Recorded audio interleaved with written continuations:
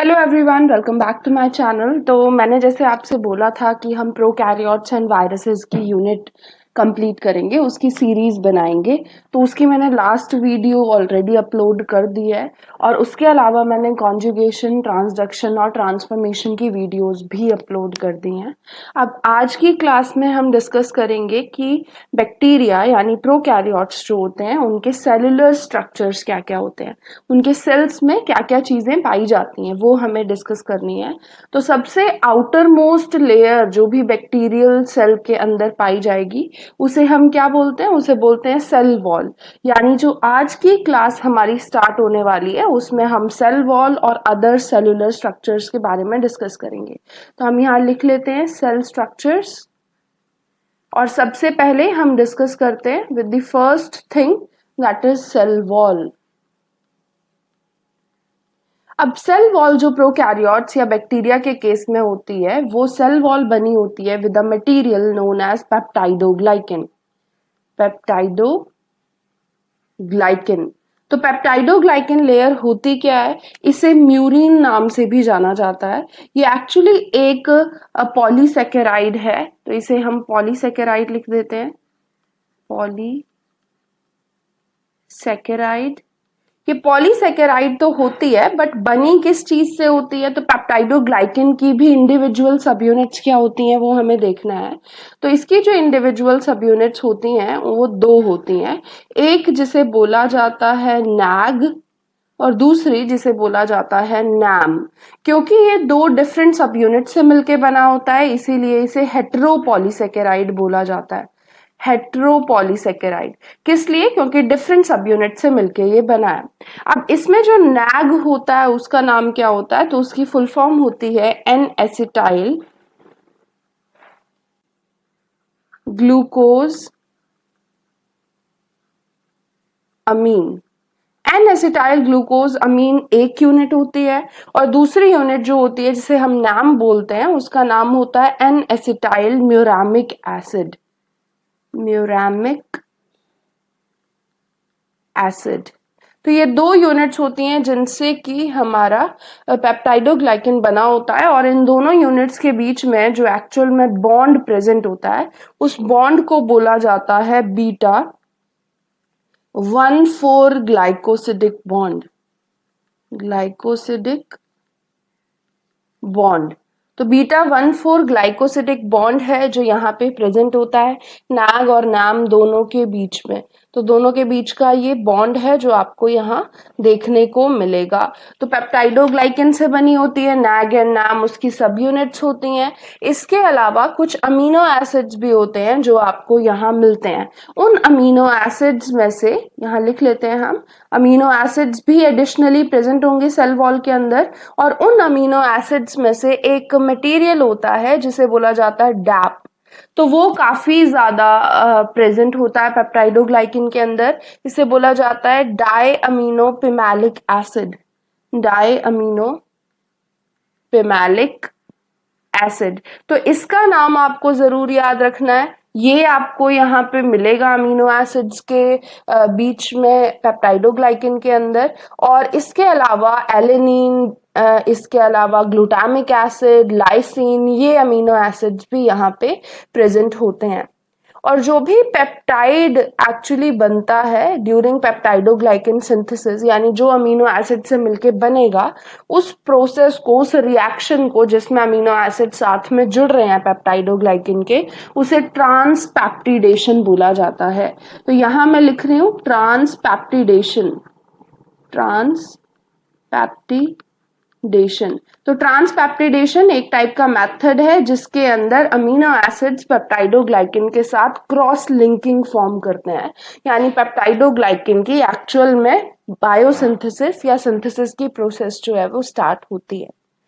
ये तो चीज हमने यहाँ डिस्कस कर ली कि इस टाइप का सेल वॉल का स्ट्रक्चर होता है, बट आपको मैंने बताया था लास्ट क्लास में कि gram positive and gram negative दो टाइप के बैक्टीरिया होते हैं।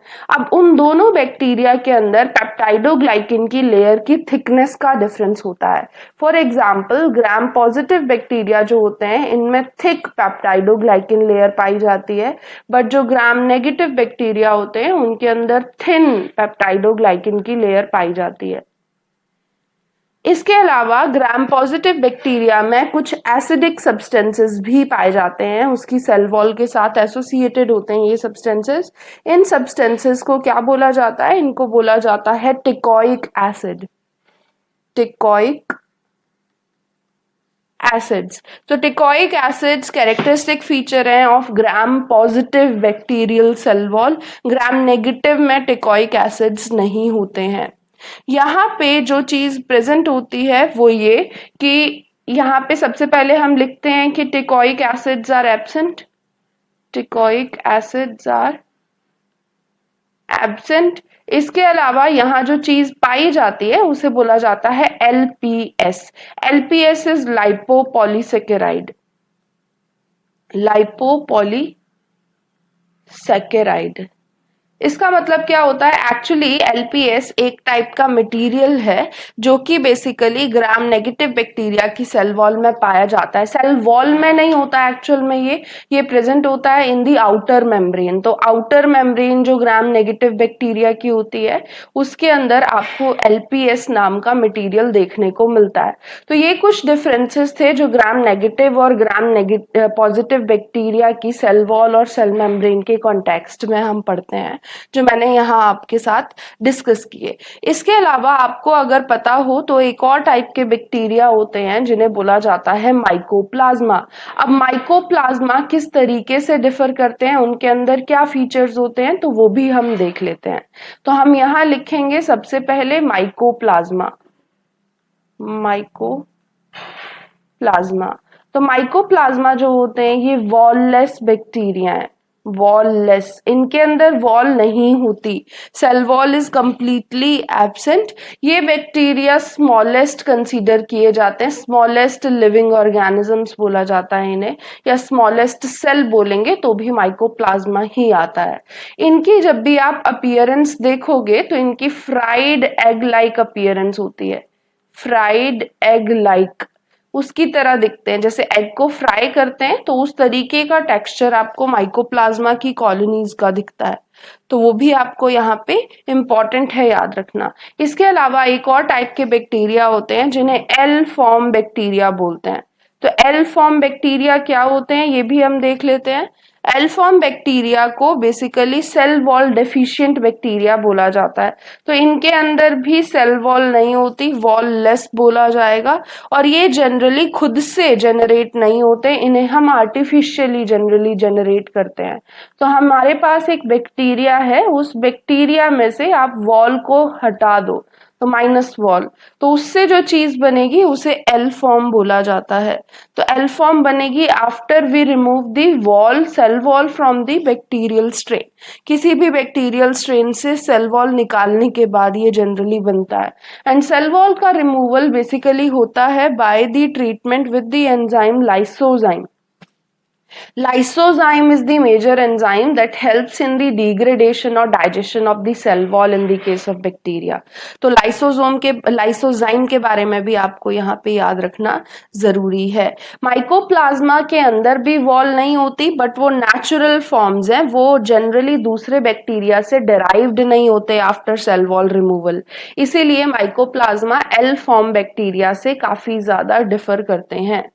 अब अगर हम देखें कि बायोसिंथेसिस कैसे होती है पेप्टाइडोग्लाइकिन की, तो वो वाला टॉपिक भी हम डिस्कस कर लेते हैं।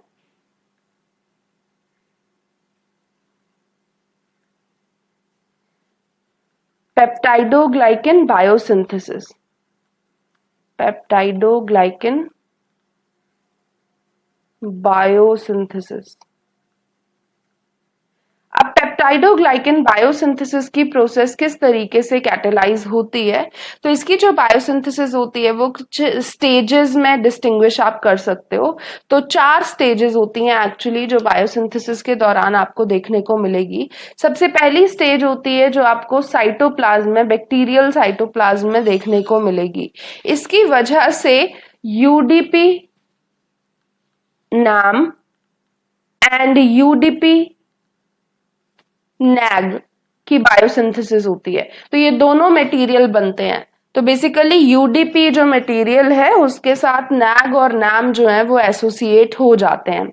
सेकेंड स्टेप जो होता है, उस सेकेंड स्टेप में अमीनो एसिड्स जो होते हैं, मैंने आपको बताया था पीछे, अमीनो एसिड्स का एडिशन होता है to NAM, UDP NAM,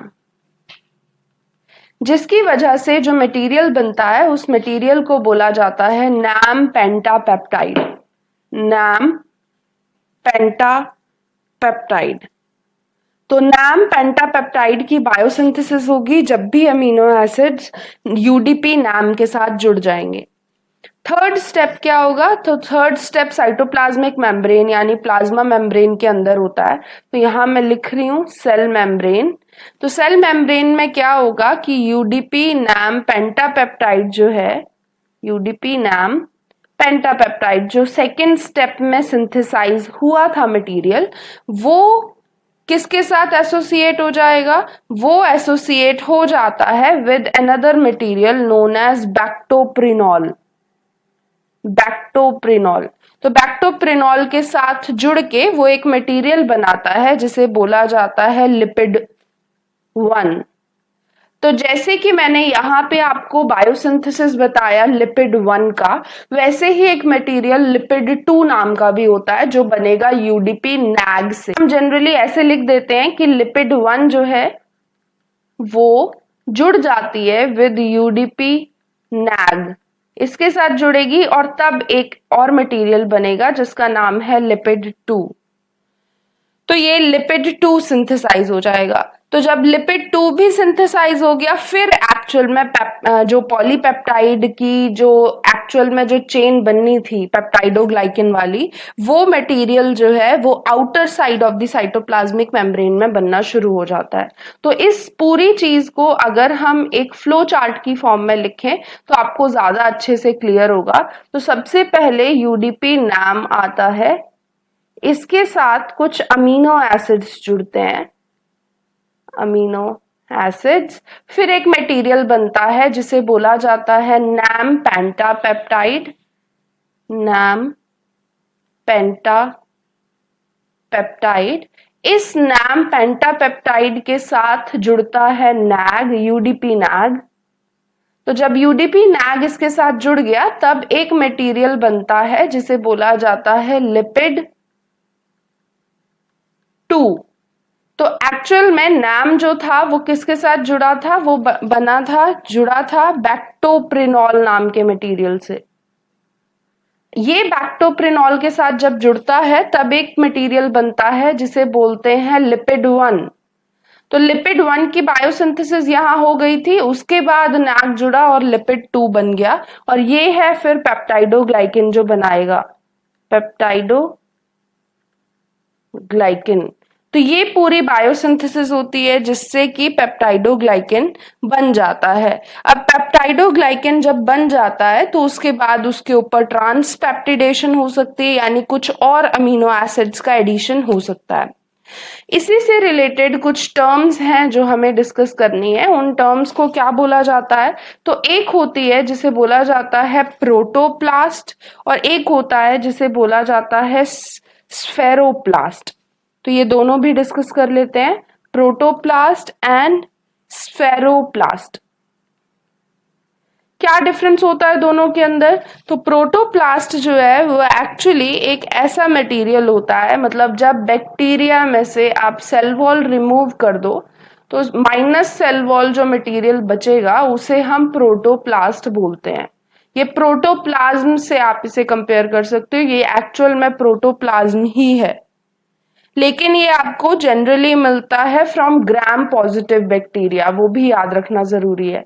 gram positive bacteria होते हैं जो कि जनरली यूज किए जाते हैं for the biosynthesis of protoplast, और इनका जो प्रोटोप्लास्ट डेवलपमेंट के लिए सेल वॉल रिमूवल है वो करना होता है यूजिंग पेनिसिलिन। तो पेनिसिलिन एंटीबायोटिक का यूज करके, क्योंकि पेनिसिलिन सेल वॉल बायोसिंथेसिस नहीं होने देता। तो हमने प्रोटोप्लास्ट डिस्कस कर लिया, अब एक बार स्फेरोप्लास्ट भी देख लेते हैं। तो स्फेरोप्लास्ट जो होता है ये मटेरियल बनता है जिसके अंदर ग्राम नेगेटिव बैक्टीरिया का इस्तेमाल किया जाता है। तो ग्राम नेगेटिव बैक्टीरिया है आपके पास। इन ग्राम नेगेटिव बैक्टीरिया में क्या होता है, आउटर मेम्ब्रेन प्रेजेंट होती है।